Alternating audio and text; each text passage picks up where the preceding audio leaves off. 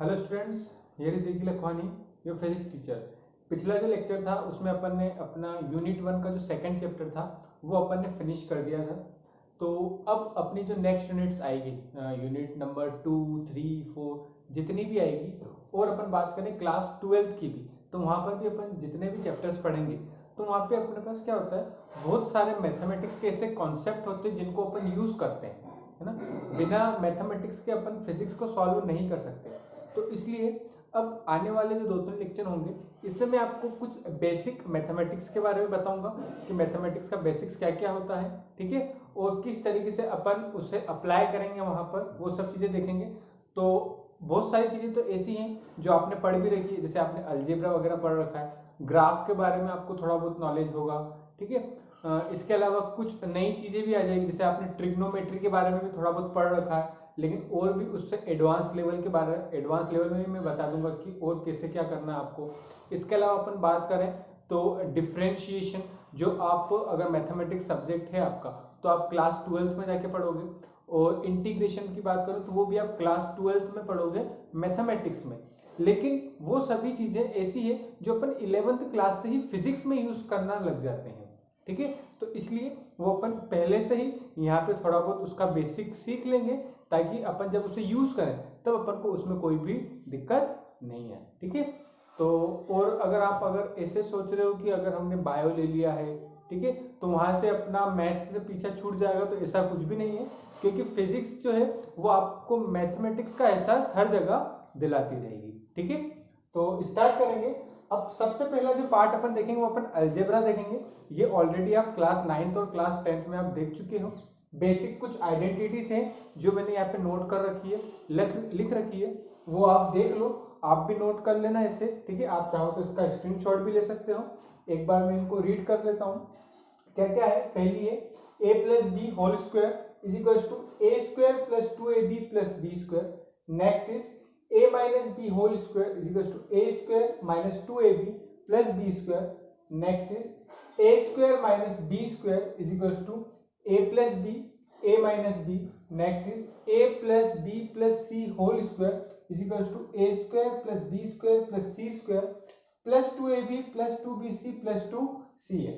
Next is a plus B whole cube is equal to a cube plus b cube plus 3ab a plus b।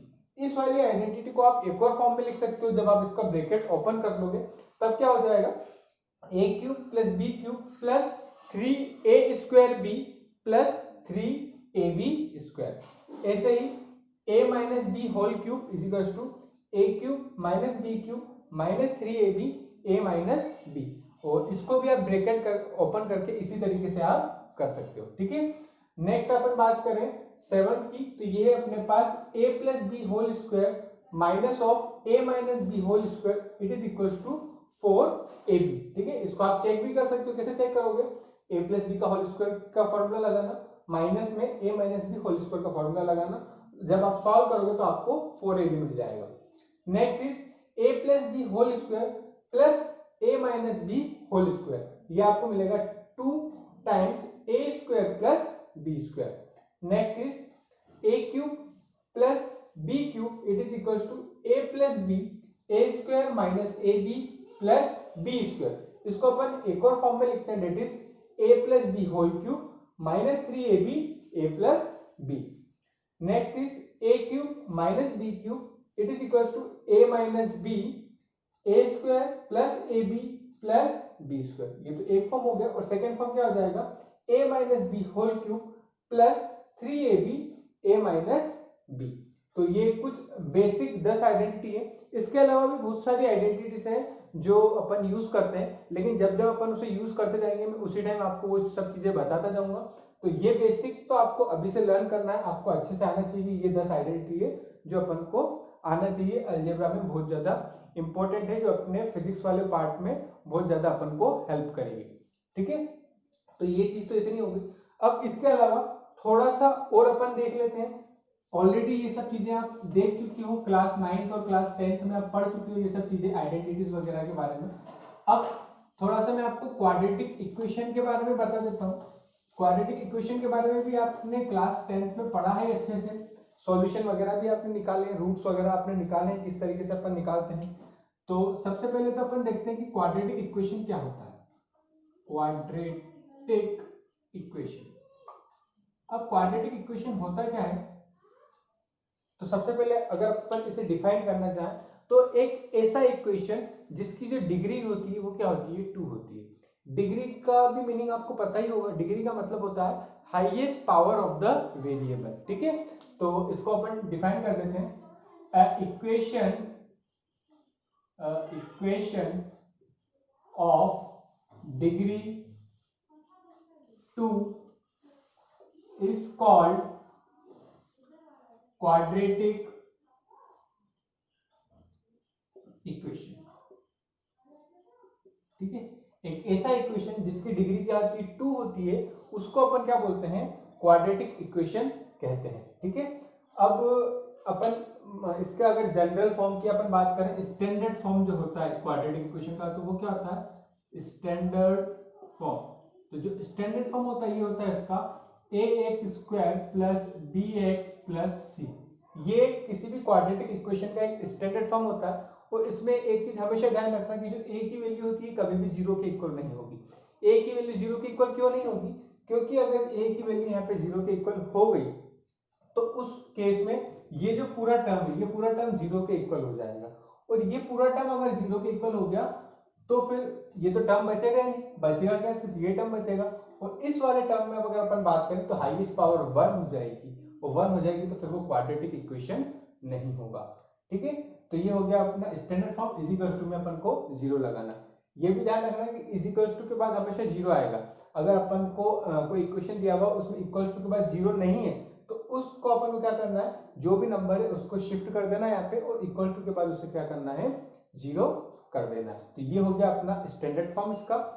अब इसकी बात करें तो इसके जो रूट्स होते हैं, रूट्स भी आपको पता है कि रूट्स अपन किस तरीके से निकालते हैं। रूट्स के लिए आपने अलग अलग मेथड सीखी पिछले साल, आपने स्प्लिटिंग द मिडिल टर्म सीखा, आपने सीखा कंप्लीटिंग द स्क्वायर मेथड, आपने सीखा फॉर्मूला मेथड।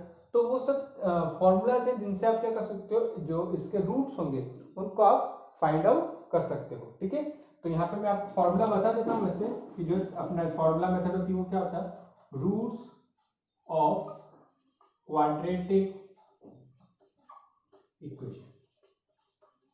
अच्छा, कोई भी जो इक्वेशन होते हैं उसके रूट्स कितने होते हैं, कैसे होंगे, अपन को कैसे पता पड़ेगा कि ये जो इक्वेशन थी इसके कितने रूट्स निकलेंगे। तो अपन को क्या देखना है, अपन को सिंपली जो भी वेरिएबल है उसकी हाईएस्ट पावर देखना है। वेरिएबल की हाईएस्ट पावर देखना मतलब क्या देखना है, अपन को उसकी डिग्री देखना है।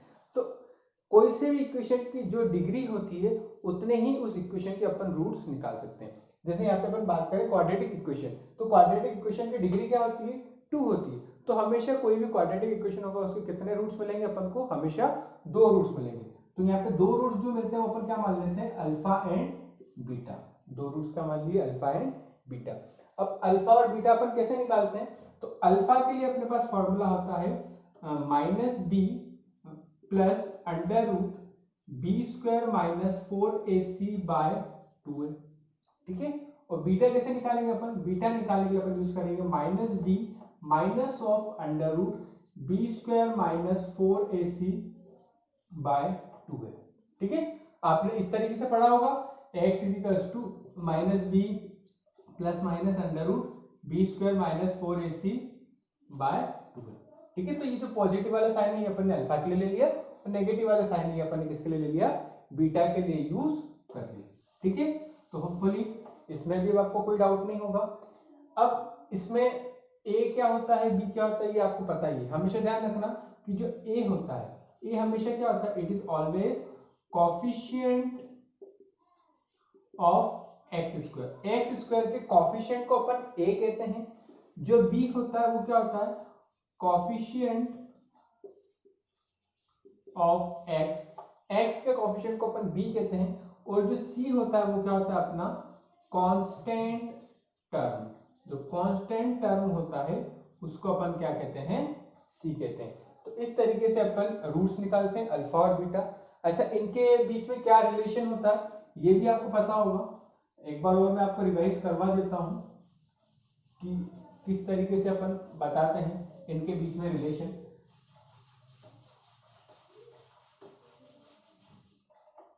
तो next is relation between roots of quadratic equation. Quadratic equation के जो रूट्स होते हैं उनके बीच में क्या रिलेशन होता है? तो आपको पता है कि दो रिलेशन आपने पढ़े हैं, है ना? तो पहला जो होता है सम ऑफ रूट्स, है ना? रूट्स का मतलब होता है सॉल्यूशन ऑफ द इक्वेशन ना। तो सम ऑफ रूट्स जो होंगे दैट इज, देखिए अपन ने दो रूट्स माने, कौन कौन से? अल्फा और बीटा। तो इन दोनों का सम अल्फा प्लस बीटा, ये हमेशा इक्वल किसके होगा? आपके माइनस ऑफ बी बाय ए, ठीक है? और माइनस ऑफ बी बाय किस हिसाब से अपन देखते हैं कि स्टैंडर्ड से देख लो, A x square plus B x plus C is equal to 0। तो यहाँ पे जो b की वैल्यू यहाँ से आएगी और a की वैल्यू यहाँ से आएगी। क्लियर है इतना? अब नेक्स्ट है अपने पास प्रोडक्ट ऑफ रूट्स। तो प्रोडक्ट ऑफ रूट्स जो होता है वो होता है अल्फा इंटू बीटा, और अल्फा इंटू बीटा अपन को क्या मिलेगा? हमेशा c बाय ए। तो ये अपन को इस तरीके से दो चीजें निकालना है, ठीक है? अच्छा, ए बी सी निकालने में एक चीज ध्यान रखना, कंफ्यूज मत होना कभी भी।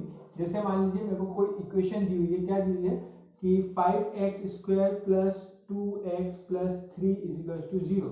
तो इस केस में a की वैल्यू 5 हो गई, b की वैल्यू 2 है और c की वैल्यू कितनी हो गई? 3 हो गई। अब यहीं पे अगर मेरे पास दिया होता 2x square minus 3x plus 4 is equal to 0, तो यहाँ पे a की वैल्यू 2, b की वैल्यू विथ साइन लेंगे अपन, तो ये क्या आ जाएगा? -3, और यहाँ पे तो प्लस है तो c की वैल्यू कितनी हो जाएगी? +4। अपन को मतलब साइन के साथ कंसीडर करना है a b और c की वैल्यूज को, ठीक है? तो होपफुली ये चीज भी आपको क्लियर हो गई होगी। अब मैं आपको कुछ क्वेश्चन दे देता हूँ रिवीजन के लिए, ताकि आप क्या करें कि रूट्स को आप निकालना देख लें कि अभी आपको निकालना आ रहा है या नहीं आ रहा। वैसे तो आपको आता ही होगा क्योंकि आप ऑलरेडी क्लास 10th में ये सब चीजें बेसिक पूरा सीख के आए हो। तो उसी का मैं आपको बता देता हूँ, कुछ क्वेश्चंस आपको नोट करवा देता हूँ, वो आपको सॉल्व करना है, ठीक है? तो सॉल्व द फॉलोइंग को आपको क्या करना है, जो नीचे अब मैं लिखूंगा उनको आपको सॉल्व करना है। सॉल्व करना है मतलब आपको क्या करना है? x की वैल्यू निकालना, मतलब रूट्स निकालना, सॉल्यूशन निकालना है आपको, ठीक है? तो मैं यहाँ पे कुछ क्वेश्चंस लिख देता हूँ आपके लिए जो आपको करना है।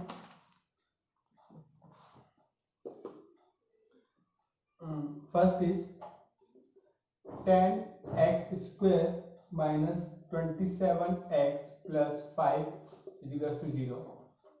Second is 3x square minus 8x plus 5 is equal to 0।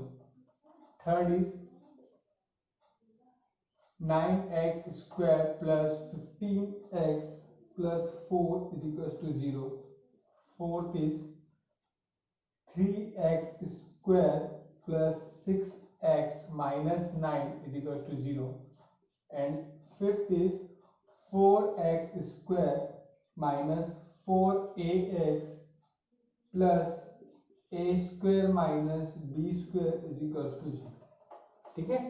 तो ये आपको मैंने कुछ क्वेश्चंस दे दिए हैं, इन क्वेश्चंस को आपको सॉल्व करना है। सॉल्व करना मतलब अल्फा और बीटा की वैल्यूज निकालना। अल्फा और बीटा की वैल्यूज निकालने के बाद उनके बीच में जो रिलेशन है उसको भी आपको वेरीफाई करना है।